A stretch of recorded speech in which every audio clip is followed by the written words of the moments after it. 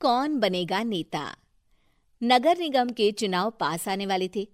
पूरे कानपुर शहर में टिकट को लेकर मारामारी शुरू थी, लेकिन सबसे ज्यादा चर्चा में वार्ड नंबर 40 की सीट थी।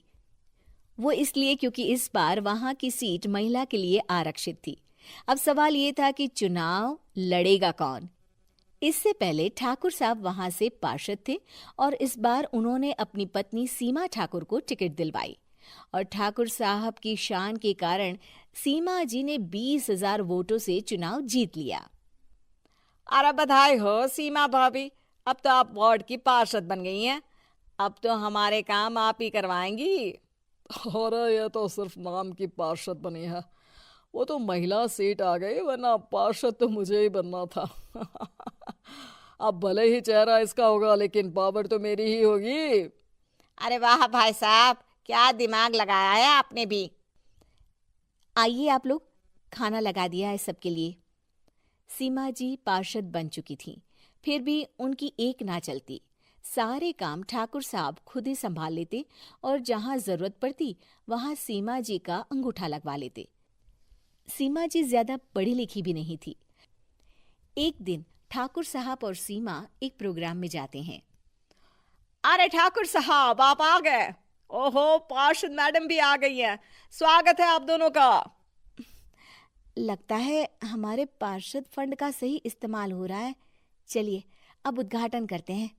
ये लीजिए ठाकुर साहब कैची, आप ही सबसे पहले प्रवेश कीजिए। सब लोग आगे निकल जाते हैं और सीमा जी पार्षद होने के बावजूद भी पीछे खड़ी रह जाती हैं। वो देखती हैं कि वेलकम बोर्ड पर उनका नाम है, लेकिन महिला होने के कारण कोई उनका सम्मान नहीं कर रहा। अगले दिन एक आदमी उनके घर आता है। अरे ठाकुर साहब नमस्कार। कल ना हम नोटिस किए कि हमारा घर तो अवैध है और नगर निगम वाले उसे तोड़ने आ रहे हैं। अरे कुछ कीजिए ना ठाकुर साहब।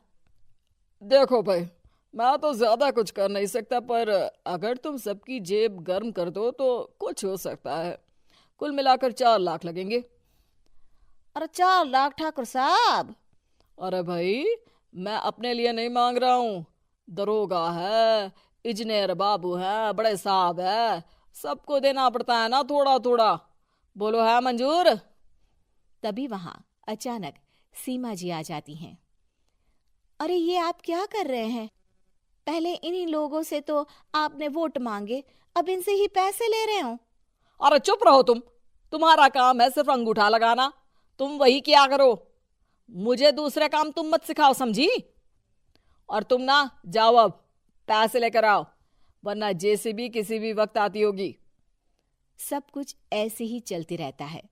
एक दिन सीमा जी और ठाकुर साहब को एक लोकल मीटिंग में बुलाया जाता है। वहां पर कई और अधिकारी लोग भी मौजूद रहते हैं। अब मैं चाहूंगा कि ठाकुर साहब हमारे बीच 2 शब्द कहें। मेरे प्यारे भाइयों और बहनों, आज मेरा सौभाग्य है कि मैं आप सबकी सेवा दिन रात कर पा रहा हूं। आपने मेरी पत्नी को भारी मतों से जिताया है, इसलिए मैं आप सभी का शुक्रगुजार हूं। मैं आप सबसे वादा करता हूं कि हमेशा की तरह हमारे वार्ड में किसी को कोई तकलीफ नहीं आने दूंगा। सभी लोग तालियां बजाने लगते हैं। अब मैं माननीय पार्षद मैडम को स्टेज पे बुलाना चाहूंगा। अपने नाम को बुलाया सुनकर सीमा जी एकदम चौंक जाती है। उन्हें बिल्कुल उम्मीद नहीं थी कि इतनी बड़ी जगह उन्हें मंच पर बुलाया जाएगा। जैसे तैसे वो मंच पर चढ़ती हैं। ऊपर जाते ही सीमा जी को सारी पुरानी बातें याद आ जाती हैं कि किस तरह उनके पति उन्हें कभी भी आगे बढ़ने नहीं देते और उनके नाम से गलत काम करते हैं। वो बोलने लगती हैं। मैं आपके वार्ड की पार्षद सीमा हूं। आप में से बहुत कम लोग ही मुझे जानते होंगे, क्योंकि इससे पहले मुझे कभी ऐसा मौका ही नहीं मिला। सारे मौके मेरे पार्षद पति यानी आपके ठाकुर साहब ही लेते रहे, लेकिन आज ये मौका मुझे मिला है तो मैं इसे ऐसे ही नहीं जाने दूंगी। मैं आपको ये बताना चाहती हूँ कि आपके ठाकुर साहब मेरे नाम की आड़ में गैर कानूनी काम करते हैं, जिस पर अंगूठों के निशान मेरे होते थे। इसीलिए मैं अपनी गलती मानती हूँ और आज अपने पद से इस्तीफा देती हूँ, ताकि आगे से कोई गलत काम ना हो पाए। अब फैसला आप सबके हाथ में है कि आप हमें क्या सजा देना चाहते हैं। सीमा जी की बातें सुनकर ठाकुर साहब के चेहरे का रंग उड़ जाता है और वो शर्म से मुंह नीचा करके वहां से चले जाते हैं और पद से इस्तीफा देकर ही सही सीमा जी अपने आप में आत्मविश्वास महसूस करती हैं।